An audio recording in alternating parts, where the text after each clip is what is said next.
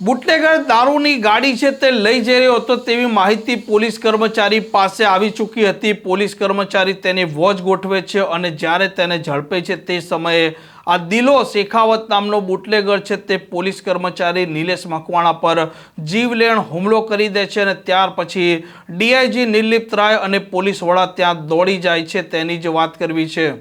વૈષ્ણવજન તો તેને કહીએ જે પીડ પરાઈ જાનાને રે।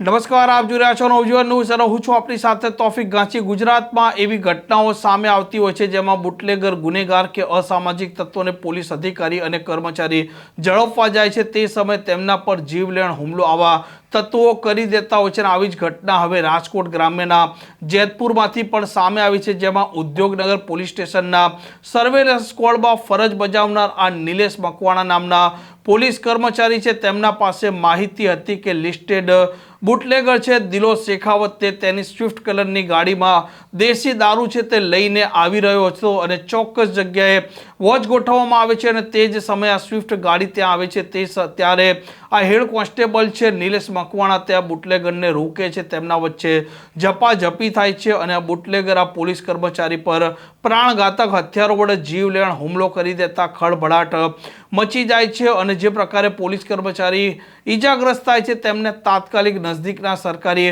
હોસ્પિટલમાં લઈ જવામાં આવે છે। આ દિલો શેખાવત છે તેને પોલીસે દબોચી લે છે, ગુનો પણ દાખલ કરે છે અને આ ઘટનાની જાણ થતાં ડીઆઈજી નિર્લિપ્ત રાય અને રાજકોટ ગ્રામ્યના પોલીસ વડા વિજયસિંહ ગુર્જર પણ દોડી આવે છે અને પોલીસ કર્મચારીના ખબર અંતર પૂછે છે અને આ મામલે એસપીએ નિવેદન પણ આપ્યું છે।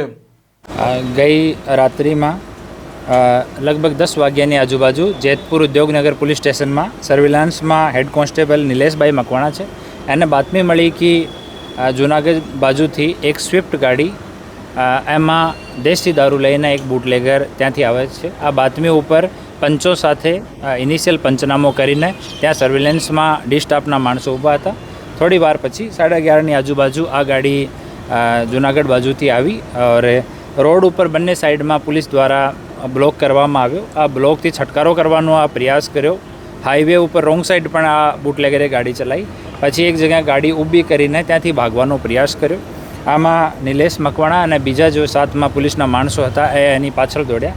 જ્યારે એને પકડ્યો તો આ જો આરોપી છે આ છરીથી આ નિલેશ મકવાણા ઉપર હુમલો કર્યો, જેમાં આના હાથ ઉપર ઈજા આવી છે। પછી આને કાબૂમાં કરવામાં આવ્યો, છુટકારીને પછી ભાગ્યો તો બેરીગેટ અને ડિવાઈડરથી અથડી ગયો। એના પગમાં 3 જગ્યા ફ્રેક્ચર થયો છે। એની સારવાર અહીંયા પહેલાં સિવિલ હોસ્પિટલમાં પછી એક પ્રાઇવેટ હોસ્પિટલમાં આરોપીની કરાવવામાં આવી છે। એમાં જેતપુર ઉદ્યોગનગર પોલીસ સ્ટેશનમાં પ્રોહિબિશન સાથે અટેમ્પ્ટ ટુ મર્ડરનો ગુનો દાખલ કરવામાં આવ્યો છે અને આ જો આરોપી છે દિલીપભાઈ શેખવા એની ઉપર ટોટલ 8 ગુના દર્જ છે। બીજી જો આરોપી છે આમાં જો આ મુદ્દામાલ મંગાવનાર છે રેખાબેન ઉર્ફે ઢક્કુ, ડોટર ઓફ લલિતભાઈ વેગડા।